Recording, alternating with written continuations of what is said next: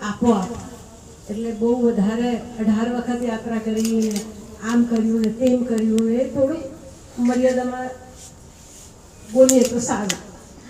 Anyway,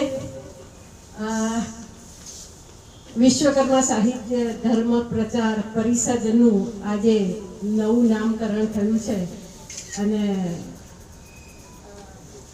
મયુરભાઈ, નિલેશભાઈ કાયમ મારા સંપર્કમાં રહેતા હોય છે અને મને આનંદ થાય છે કે આવા કાર્યક્રમો ધર્મ પ્રચારના થવા જ જોઈએ. હું વધારે તો નહીં કહું, પણ ક્યારેક મને એવા ઇન્સિડન્ટ થાય કે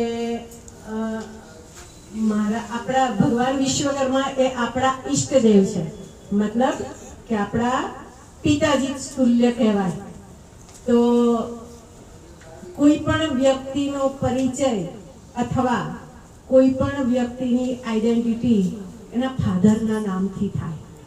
તો આપણા વિશ્વકર્મા દાદાને વધારેમાં વધારે કેવી રીતે અમે વિશ્વકર્મા વંશજ છીએ આવું કહેવા માટે હું કાયમ મને જ્યારે જ્યારે અતિથિ વિશેષ તરીકે ક્યારેક કાર્યક્રમોમાં વિશ્વકર્મા વંશજમાં બોલાવવામાં આવે છે ને ત્યારે હું કાયમ કહેતી હોઉં છું કે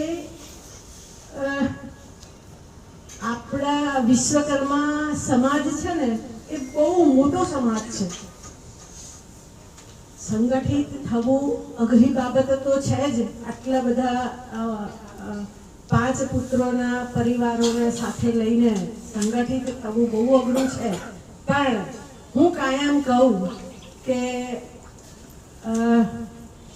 ફોર એક્ઝામ્પલ દરેકના વ્હીકલ ઉપર વિશ્વકર્માનું એક સ્ટીકર મારેલું હોય તો ગાડી રસ્તામાંથી આમ પસાર થતી હોય ને તો એ કેવો ભાવ થાય કે આ મારા વાળા છે, થાય ને?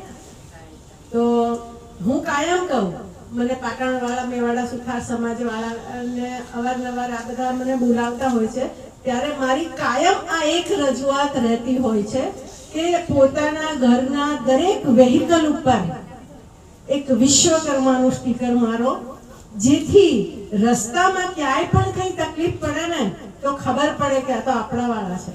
તો એને કેવી રીતે હેલ્પ કરવી, કારણ કે નથી સમજાતું ને ત્યારે એક્સિડન્ટ થયો હોય ને તો આપણે આંખ આડા કાન કરીને જતા રહેતા હોઈએ છીએ.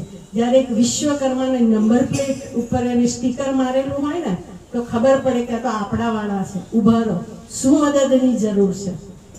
ધર્મનો પ્રચાર અને આપણા ઈષ્ટનો પ્રચાર એ આપણી જવાબદારી છે.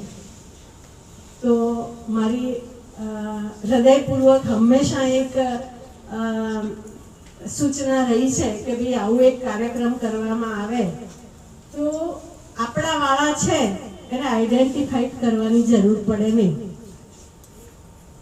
બહેને કીધું એમ કે હું